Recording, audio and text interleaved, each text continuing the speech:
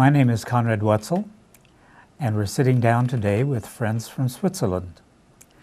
With us today are Joerg and Regula Patscheider, who live in Zurich, Switzerland, and they are visiting here. Joerg has a colleague at this university who works in the same field as he does, which is nanotechnology, and we'll be telling about that. Regula also has two professions. She's a translator of technical articles and medical articles, and also has worked in the field of reflexology. So I'm very happy to have the Patscheiders with us here today. And just by way of introduction, I'd like each of you to say something about yourself, and then we'll talk about your work individually. Regula, let's start with you. Say something about yourself. Yes, thank you, Conrad, for inviting us today. We are living at Lake Zurich, in the middle of Lake Zurich. It's a village called Meilen, which has a history going down to the Roman period. So they are remainings of this historical buildings, and we have a wine culture, an ancient wine culture in the village surroundings. We have still the vineyards around our home, and this gives us a very nice and peaceful environment to live.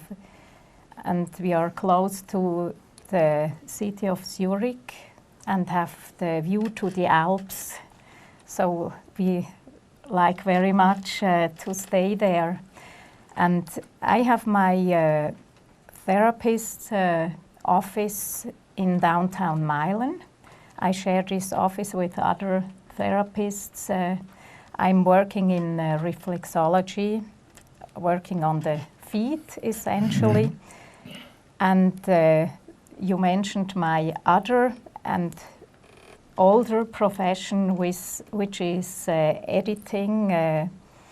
And my last occupation was to write medical articles about dermatology in a Swiss medical journal. So my focus is to bring these fields together, the classical medicine and the complementary medicines, so that each one can enrich the other. So that's one of my focus on working in this field. And then I'll ask you some more questions about that a little later. Joerg, please say something about yourself. Okay. I am a material scientist working at a national lab in the vicinity of Zurich. The lab is called EMPA, and that's a lab similar to the national labs that you have here in the United States. My focus in my work is on developing materials and understanding why they work the way they do. And our lab is somewhere in between academia and industry on the other side. So we try to form a bridge between the two worlds. So we do work that is typically too much applied to what you would do in a typical university environment, but it's too academic to be performed by an industrial company. So we sort of form that bridge. And during my work, I came across the activities being performed here at the University of Illinois, and I was fortunate enough to come to this university 10 years ago, and we stayed, the whole family of us, for a bit over 4 months. It was a very fruitful stay for us, and triggered some nice collaborations with this university, but also with other places as a result of this stay. So, and this actually was one of the reasons that we came back after 10 years here to Urbana. I'll tell you something about the way I became acquainted with the Patscheiders. I formerly was the director of the Amish Museum in Arcola, and when people come in, we ask them to write down where they're from, and they wrote Zurich, Switzerland. And of course, that's where the whole Amish culture began. So out of that grew our friendship, and as we talked, we discovered that we were next door neighbors in Urbana. And so we met them and their son, Lawrence, who is here today, and we're going to be interviewing him after this interview with his parents. It truly is a pleasure to have you here today. We've known them now and formed a friendship across the ocean. I would like for each of you to say something also about your family background and for instance, say something about your family of origin. Well,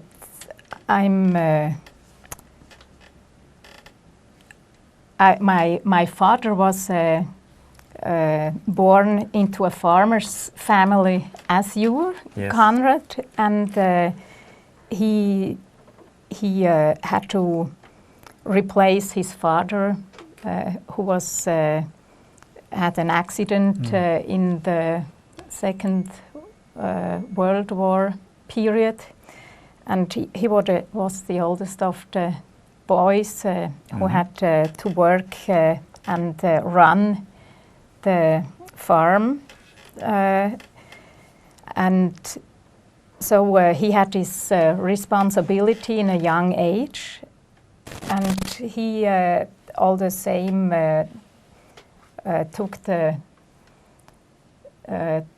could realize his wish to study at ETH,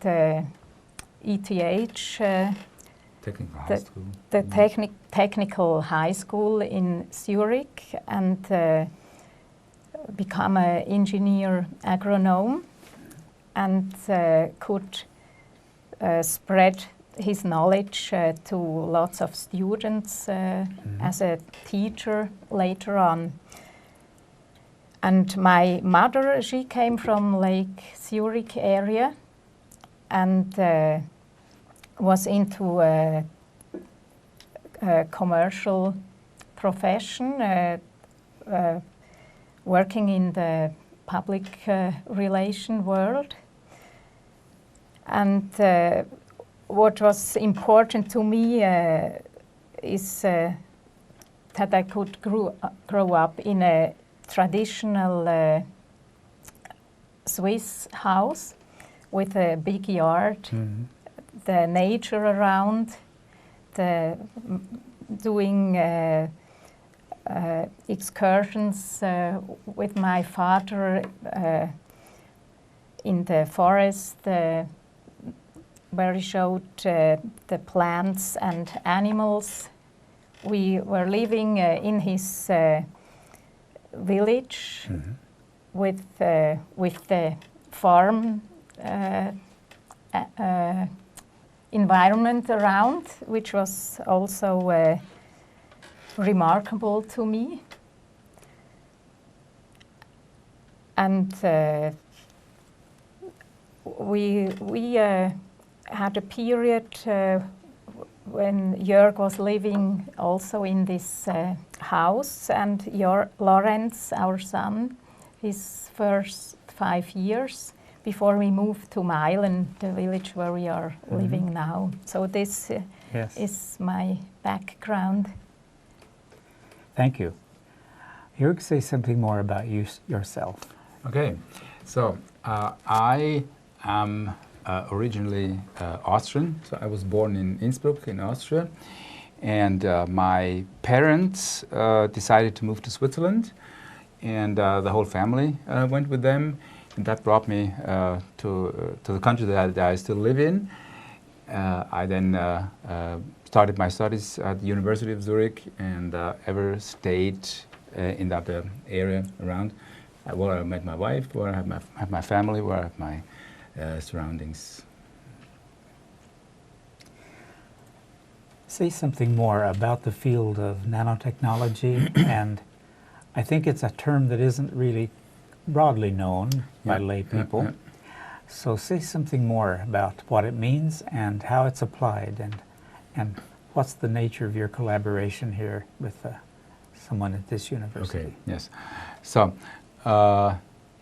nanotechnology means technology employing effects that are occurring on the nanometer scale. So a nanometer is when you take a millimeter, and a millimeter is maybe a 20th of an inch.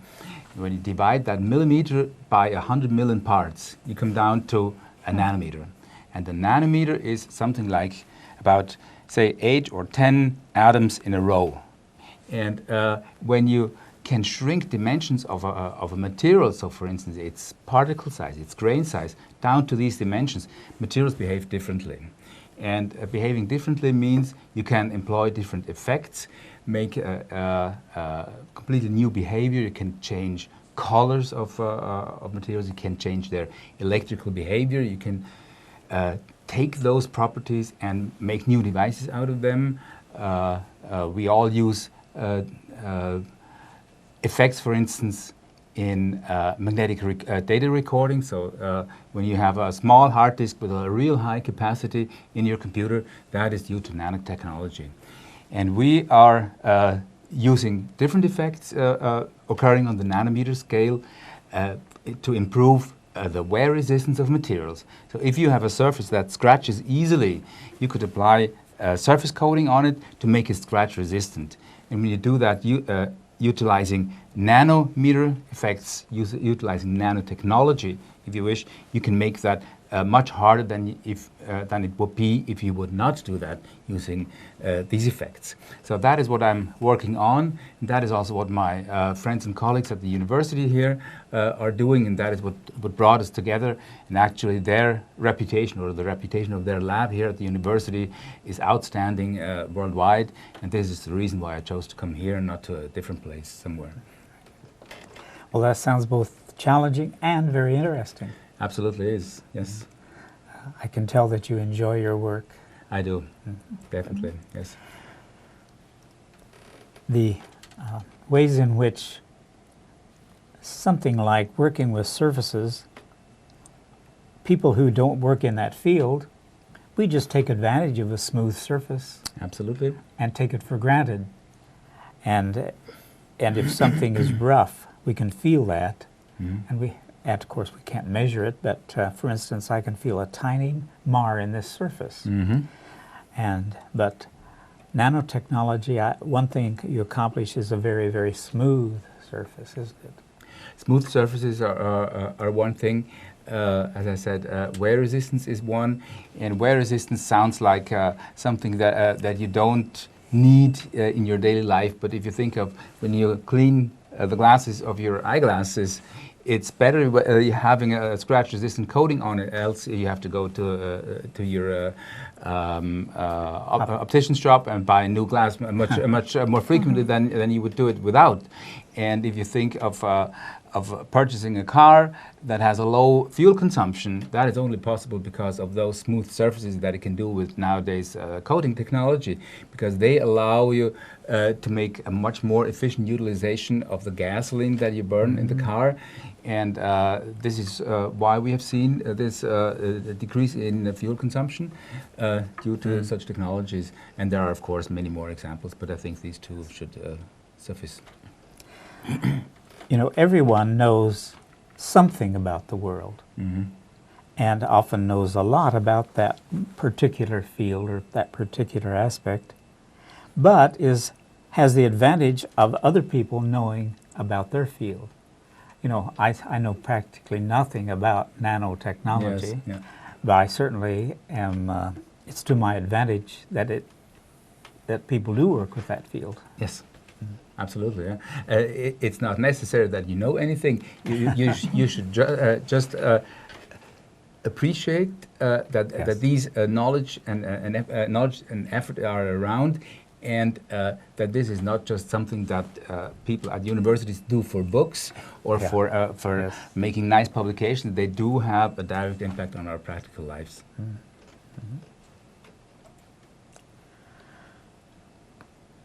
The ways in which both of your fields, it's interesting how people select a field and then devote a lot of time to learn about it, which you had to do, and then other people benefit by it. And that's part of the whole interplay of human society, the way in which I can go through life benefiting by people I do not know, but have enriched my life in many ways. Mm-hmm. And another way we enrich each other's lives is through friendship. And we've certainly enjoyed knowing the two of you. And we don't see each other very often at all. I think it's been about 10 years or so. 9 years, that's 9 right. years. Mm-hmm. But it gives us friends across the ocean. And, America wants to be known as a multifaceted society, and we have the Statue of Liberty that welcomes people. Now, we're not always as welcoming a society as we would like for people to think, and there are problems of that nature. But at any rate, this country does take it. We are richly advantaged by things that have developed in Europe. Our whole history comes from Europe, of course. The architecture. Tell us something about the rich architecture of your city. And are there buildings that are of interesting design, church buildings? Yeah, okay. Maybe I quickly mention about our village, Meilen. Yes. Meilen comes basically from the same root as the name of the Italian town of Milano. Milano comes from Mediolanum, meaning in between going through the plain of Po. There is Mediolanum. And in going from one Roman settlement to the next, from Centum Prata to Turicum, which became Zurich, is Mediolanum, which is Meilen. Mm-hmm. So that is the very same origin. So we date back to Roman times, and actually it's more than that. There's a continuous dwelling history of Meilen of the last 6,000 years, so which dates back far back to Celtic times and even before that.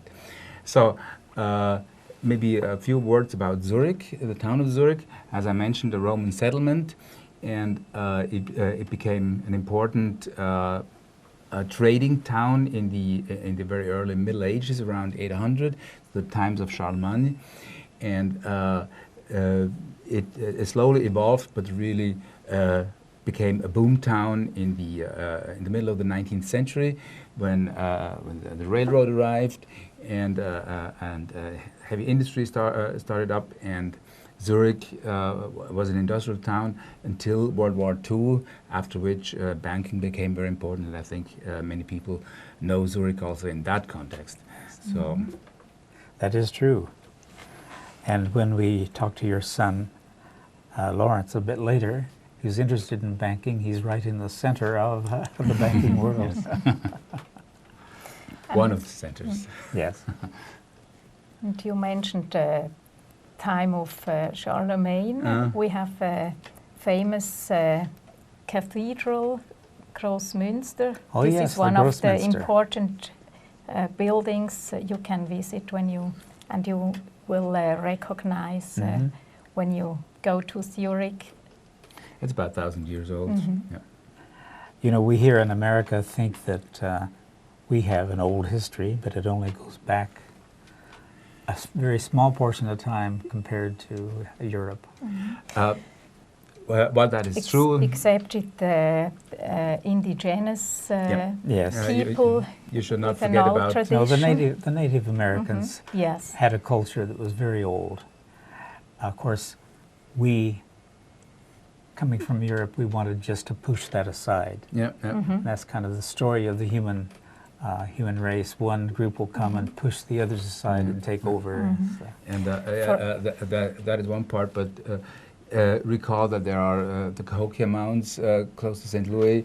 I don't know if they're still in Illinois, but they're not too far away from here. So old remnants of old cultures. And if you also look at which people are coming to this country, so coming from Asian cultures, which also have a very rich heritage. So I think Europeans certainly were influential, but they were not the only ones. Yes, and it was exactly in Urbana, Champaign, where I could learn a lot about Navajo culture, because I had the chance to go to the Granite Museum, and there was a Navajo sand painter invited as a lecturer, and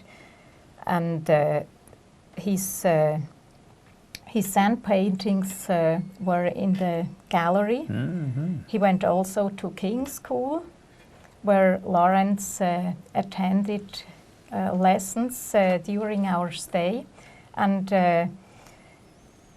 there this sand painter, Frank Martin was his name, showed to the young students how they have to do a sand painting, and he explained about his old tradition and the development to the contemporary art. Now, isn't that a matter of just adding a few grains of sand at a time of different colors to your design? Yes. Well, of course there are many hidden meanings behind the painting, and that also applies to those sand paintings. And to properly read them, being a non-Navajo person requires explanations, and we fortunately got those from Frank Martin, and that was really an enriching experience. Yes. You know, if we're open to new learning, there's never an end to things that we can learn about. That should be so, yes. Both of your lives have certainly been full of learning and teaching, and that's good, sharing that knowledge. Yeah, I think it's important, and it also is fun. Yeah. We have an Illinois poet by the name of Edward Markham, and one of the brief rhymes that he wrote was, "There is a destiny that makes us brothers. None goes his way alone. All that we send into the lives of others comes back into our own." And you have sent many things into the lives of others, but you are very enriched in return, are you not? Absolutely. Oh, yes. Yes. It is an enrichment, indeed. The way in which you have been learners and teachers has certainly made a big contribution to many people around you, and that's good, and I'm certainly grateful for that. Is there anything that you think of you'd like to add? We have a couple more moments here together. Anything in particular? What have you enjoyed about Champaign-Urbana? Well, I think for me it was, of course, our neighborship and friendship. We started then as for private. Yes. And then the huge possibilities of cultural enrichment in arts, in music. So I really appreciated all these possibilities to experience Roger Norrington coming here with the St. Luke Orchestra, performing Tchaikovsky. So this was a memorable event. That was at the Granite Center, yes, was it not? At the Granite Center of the Performing Arts, yes. But also exploring the historical places, as we could see in the Amish Museum or in Springfield, the Abraham Lincoln House, and we also went to other parts of Illinois. So it was very enriching to us, and